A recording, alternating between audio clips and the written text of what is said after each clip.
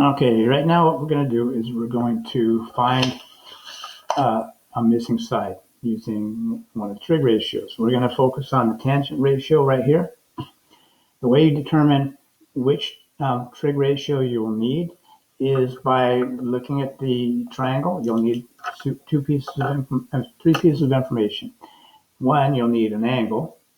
You'll need one of the sides, and you'll need a side that you're trying to find. So which one are you finding?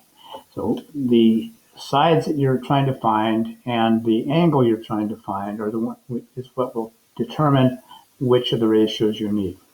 So, for instance, we have an angle here. So the angle. So we're either going to be using the sine, the cosine, or the tangent. Now, straight across from that angle is one of the sides. Now, that side straight across is the side that's opposite of angle A. So if we look at these trig ratios, we have, there's an opposite there and an opposite there. Okay. Now we're also trying to find this side right here. So we have that one, and we need that side. So this side is our adjacent side. So the adjacent pops up there, and it pops up there. So this is our adjacent. And we're trying to find the opposite. So the sine of 30 won't work. The cosine of 30 won't work because we only have one of the two that we need. Here we have the tangent of 30. That will work because we have the opposite. And we also need to find the adjacent, which is what we have right here. So you plug the values in. Tangent of 30, you just leave like that. For now, we're going to use a calculator on that. The opposite side is 5.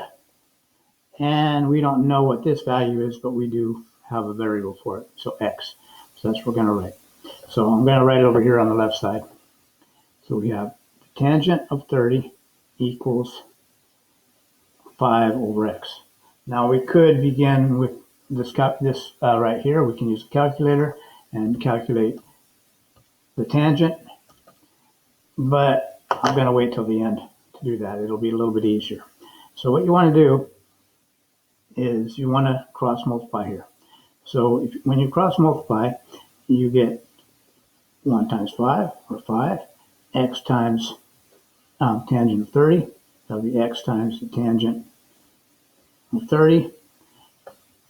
And we want to get x all by itself. So even though it doesn't necessarily look like a number here, it's some weird thing with the letter, with a word and a number. This is a number, and we're going to divide both sides by that number. And that's going to cancel out.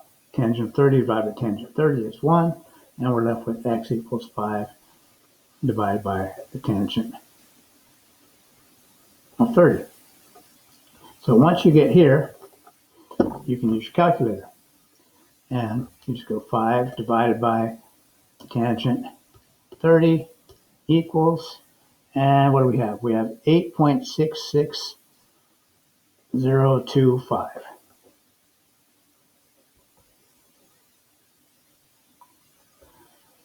Okay, so now this is the side. I'm going to round this off to 1 decimal place. So if we're looking at angles, generally it's 4 decimal places.